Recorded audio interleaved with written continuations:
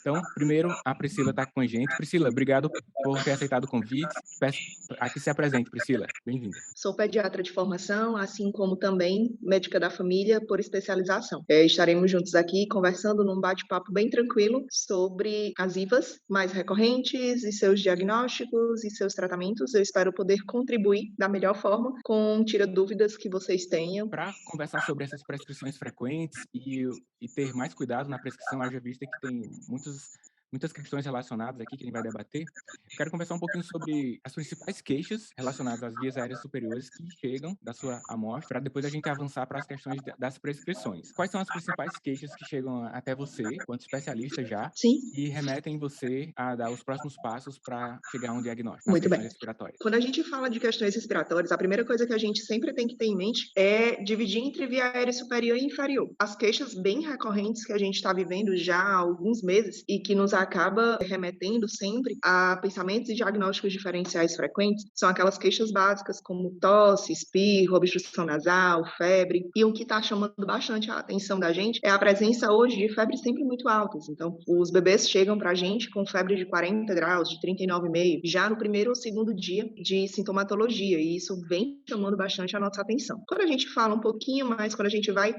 para a anamnese, aí vem o quadro de tosse, que evolui entre tosse seca ou tosse produtiva, a secreção, coloração de secreção, que sempre amedronta muito as mães. Ah, doutora, meu filho já está com aquela secreção verde, ou já está com aquela secreção amarela, como se isso, obviamente, fosse sinônimo de algum antibiótico ou de alguma doença um pouco mais séria, um pouco mais grave, né? Outra coisa que elas chegam muito com bastante medo é uma criança que começou a tossir, ou então tá com tosse já há uma semana, há 10 dias, e aí chega pra gente e diz, doutora, ele já teve pneumonia, como se isso deixasse aquele pulmão ou aquela pessoa com uma imunidade menor do que as demais, ou que isso tivesse a obrigatoriedade que deixar ele um pouco mais acometido, um pouco mais sensível às infecções do que o filho dela, do que o outro filho que nunca teve. Então isso chama bastante a atenção e tem uma recorrência muito grande. Os nossos atendimentos hoje, no pronto atendimento, eu temeria em dizer que mais de 90% hoje são quadros de IVAs recorrentes. Nós temos como principais causas disso, hoje, a liberação das escolas, a falta de máscara.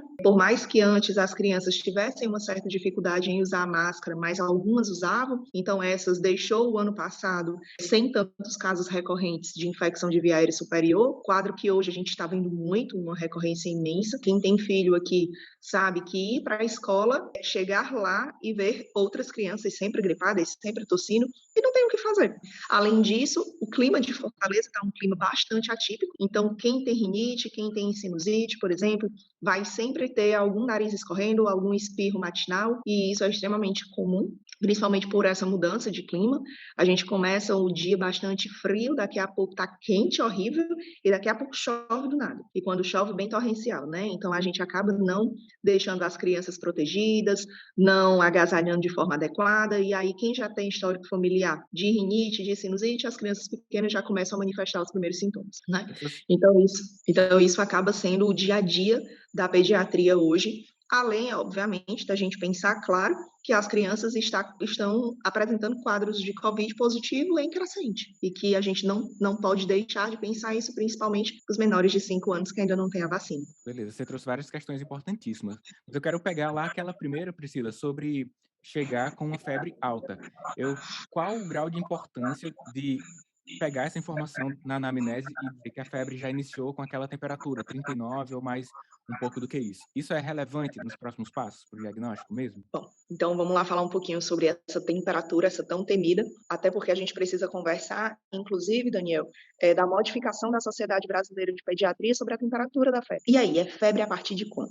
Ao longo de todos esses anos de formação, não vou dizer a idade, né, que é para não descobrirem a minha idade, obviamente, mas durante todo esse tempo a gente teve variações da Sociedade Brasileira de Pediatria acerca do que é a febre. E aí, a febre é acima de 38, acima de 37,8, acima de 37,5, e agora a novidade da Sociedade Brasileira de Pediatria, febre acima de 37,3, para deixar os pediatras loucos, porque imagina se todas as mães ficam sabendo que o valor da temperatura mudou. Então agora a gente vai ter que ir de forma ainda mais precoce, porque se antes eu achava que temperatura alta era 38, agora eu estou achando que é altíssimo, porque iniciou-se agora com 37,3. E a sociedade brasileira, puxando ainda uma setinha no mapa mental de vocês, meninos, ainda vale salientar que a Sociedade Brasileira de Pediatria tirou os meios físicos. Então, antes que lá atrás a gente utilizava álcool para a retirada da febre, onde se descobriu que não adiantava, já que febre é de ação central, o álcool retiraria apenas a temperatura do periférico.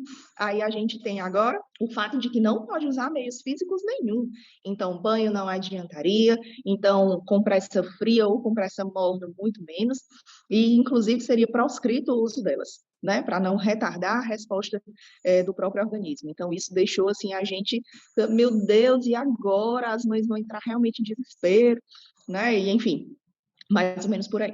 Então, quando a gente fala sobre temperatura em si, quando a gente fala em temperatura em si, vale a pena a gente fazer principais diferenciações sobre a etiologia desse quadro, né? Estamos falando de vírus ou bactéria, né? E aí, a partir daí, a gente entende que, claro, que obviamente não é uma unanimidade, mas quando a gente pensa, estamos com uma temperatura alta, isso fala mais a favor de um quadro bacteriano do que um quadro viral. Tia Pri, por que que isso não é unanimidade? Porque a gente tem, por exemplo, o Epstein-Barr, que é um vírus e causa febre. Todo mundo que tem mononucleose vai ter febre de 40 graus. E mesmo assim, estamos diante de um vírus. Então, claro que não é unanimidade. Mas quando eu tenho febre alta, quando eu tenho queda do estado geral, quando eu tenho prostração, quando eu tenho importante hiporexia. Então, a mãe chega com aquela frase, Daniel, doutora, essa menina não para quieta. E hoje, ela não levantou dos meus braços. Então, isso fala a favor de uma queda importante do estado geral, onde, obviamente, liga o sinal de alerta. Podemos, sim, agora, estar diante de uma bactéria, e não apenas de um vírus. E, a partir daí, a gente entende e começa a fazer as diferenciações de etiologia e para definir, inclusive, qual a conduta que eu vou tomar, né? E então, a partir de agora, se eu defino que isso daqui é uma bactéria, eu preciso tratar com antibiótico. Tia Pri, mas eu vou fazer isso desde o primeiro momento. Então, a febre começou a menos de 24 horas, simplesmente porque está 40 graus, eu já vou iniciar. Não estou te dizendo isso, mas eu estou te dizendo que o sinal de alerta precisa estar ligado. Obviamente, como eu acabei de falar, pode ser um vírus. Pode ser um vírus que vai durar ali 3, 4 dias e depois acabou a sua história. Uhum. Mas pode não ser. Então, esse daí vai ser aquele paciente que tu vai pedir retorno, que tu vai marcar na agenda o retorno. Olha, eu preciso te ver daqui a 48 horas, eu preciso ver tua filha daqui a 48 horas. Vai precisar voltar para isso. Eu preciso reavaliar. Hoje o exame físico está normal, mas de repente, daqui a pouco, aparece alguma coisa na garganta que me sinalize melhor. E aí eu vou iniciar tratamento diferente do que eu estou fazendo agora. Então, é aquele paciente que vai chamar a atenção para o retorno. A importância de Certinho? somar outros indícios semiológicos, né? E um elemento também, Priscila, que você falando aí sobre parâmetros de febre, ainda tem métodos de aferições, né? Então, hoje está mais fácil verificar, por exemplo, aquele termômetro com um sensor na testa, que são outros parâmetros. Quem tiver curiosidade, abre o livro lá de semiologia, ele tem lá a temperatura aferida na axila, que era mais frequente, mas hoje talvez alguém até que está acompanhando aqui no ao vivo tenha um termômetro que é ali na testa, com sensor, já são outros parâmetros. O 37 em um local do corpo, ele diz algo, né, numa extremidade. O 37 em outro local do corpo diz outra coisa. Então tem que estar ligado a isso e somar aos outros itens da semiologia.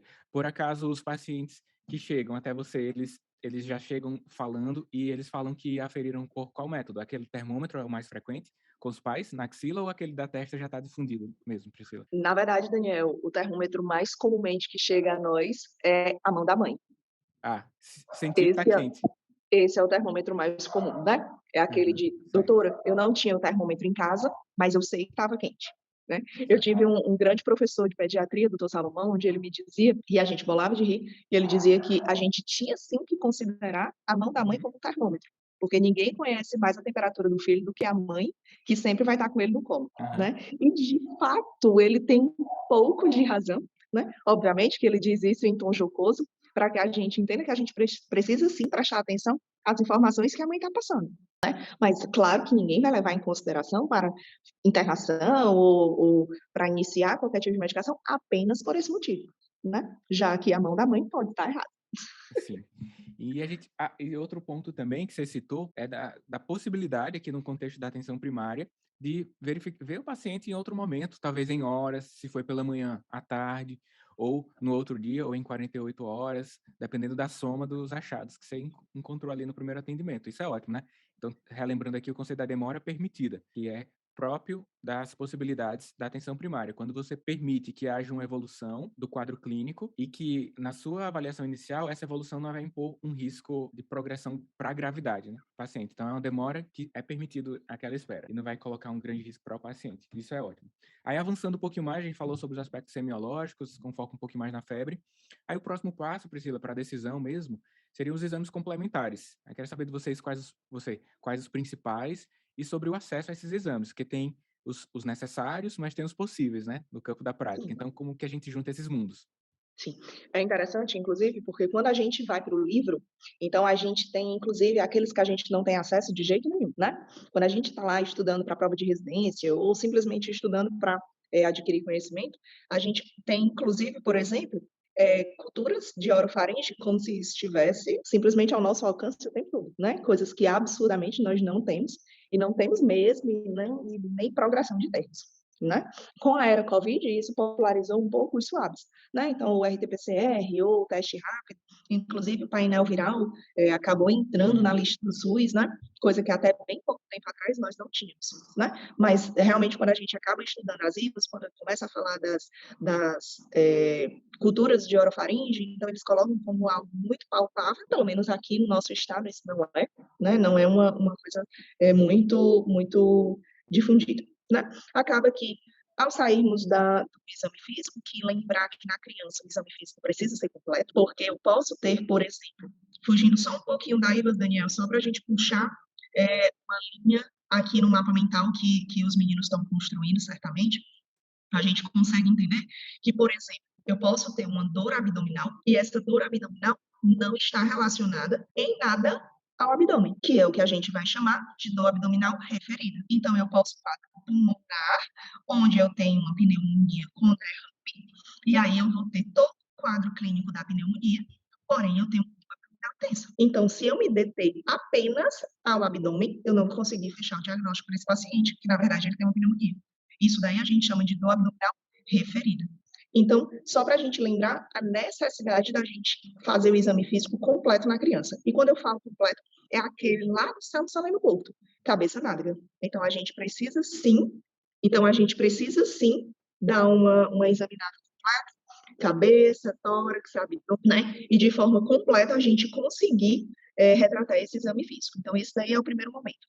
Quando a gente passa, então, a iniciar para os exames laboratoriais, exames de imagem, a gente começa a tentar ver o que é necessário e o que não é necessário, o que não se faz. E, inclusive, o tempo de evolução. Se eu tenho um tempo curto de evolução, então, obviamente, eu não vou precisar realizar exames laboratoriais. E exames de imagem, principalmente quando a gente fala em IVAs, estão cada vez mais em desuso. Então, hoje, a gente não faz mais, por exemplo, raio-x de face. Para que eu vou ter raio-x de face se eu sei que o diagnóstico de uma sinusite, ele é clínico? Do que ela vai me adiantar? Ela não vai mudar em nada a minha conduta. Então, se ela não muda em nada a minha conduta, ele é desnecessário. Porque a gente tem sempre que ter em mente que os exames servem para nos ajudar no diagnóstico. Se eu não vou precisar dele para dar o diagnóstico, para que eu vou pedir? Então, não há função. Então, esse é o primeiro raciocínio que a gente deve fazer, né? Então, a gente acaba precisando entender que os exames laboratoriais e de imagem para IVAs, eles são um pouco desnecessários, a não ser que eu tenha aí diagnósticos diferenciais importantes. Será que essa paciente ela está vomitando tanto porque ela está com uma jeca? Ou ela está vomitando tanto porque ela está com amidalite? E por ela ser uma lactente jovem, ela não vai conseguir me dizer isso e ela vai externar com vômito. Tia Pri, então você está me dizendo que uma amidalite eu posso ter como sinais e sintomas vômito? Oxe, claro que sim. Entenda que uma amidalite em pré-escolares, em lactentes pré-escolares, eles são inespecíficos. Então, sim, eu posso ter vômito e isso ser apenas uma amidalite. Lembrar que quando eu falo em amidalite, para crianças um pouco mais novas, eu não posso muito falar no amidalite estreptocócica, como aquela que a gente é acostumado a ver, com aquele exudato purulento importante. Aí não. Isso daí eu vou ver mais lá no escolar, lá no adolescente. Os mais novos eu tenho uma enorme quantidade de quadros virais. Ok, Dan? Sim, tranquilo. Quando você estava falando sobre o exame físico completo, cabeça, ombro, assim, como eu tenho filho, né, eu só lembrei daquela música, cabeça, ombro, joelho e pé, Ele vai. quase que eu continuo aqui cantando. Mas aí o Eric traz uma questão importante, tá acompanhando Sim. aqui, ele diz assim: "Infelizmente, no contexto de consulta de DESP, 15, 20 minutos, fazer um exame completo em pediatria fica difícil, né?". Ele falou do campo da realidade, né, do mundo das realidades. Priscila, o que a gente pode deixar passar, caso abra mão de ter um maior nível de detalhe nesse exame físico? Você tem algum histórico, algum caso que ouviu para dar um maior nível de realidade sobre o que pode acontecer de um vacilo desse de exame físico? Posso. Teve uma vez eu trabalhava no hospital terciário da cidade, e era um hospital privado, tá? E esse paciente, eu me lembro muito porque era um jogo do Brasil, um jogo da Copa do Mundo, então não tinha ninguém no hospital e esse paciente chegou regulado, com um estado gravíssimo pra gente, regulado como apendicite. E aí, na ultrassonografia, como era jogo do Brasil, não ia ter ultrassonografia, e então ele passou direto para tomografia. Nesse momento eu era chefe de equipe, e antes de eu autorizar a tomografia, eu fui examinar o paciente. O paciente tinha uma taquipneia com o pulmão direito totalmente abolido. Só que ele tinha uma dor abdominal insuportável, Daniel. Insuportável. O abdômen dele era aquele abdômen tábua, que se eu tivesse examinado somente o abdômen, eu com certeza diria que aquilo era um abdômen agudo. Uhum. E então, antes de autorizar a tomografia, eu pedi um raio-x. Quando o raio-x dele o pulmão direito dele estava totalmente comprometido, inclusive com derrame pleural. Foi solicitado um TC de abdômen? Sim, na Tá bom. verdade, ele foi encaminhado para mim, no hospital terciário, para a realização da TC de abdômen. Então a pessoa pensou que era o abdômen agudo mesmo? Total. Uhum, Simplesmente por não ter examinado o tórax do paciente. uhum, E aí eu suspendi a abdômen e pedi uma TC de tórax, porque eu uhum. precisava ver o nível daquele derrame. E aí Sim. o paciente foi encaminhado para a cirurgia, mas aí não abdominal. Ele foi encaminhado para a cirurgia torácica, para a realização de drenagem torácica. Então, assim, é realmente importante na pediatria o exame físico completo. Por mais que eu entendo completamente, quando eu era médica, quando eu trabalhava na medicina de família e comunidade, eu também sentia falta de mais tempo para examinar as crianças. Quando eu trabalhava na unidade de saúde, eu já era pediatra.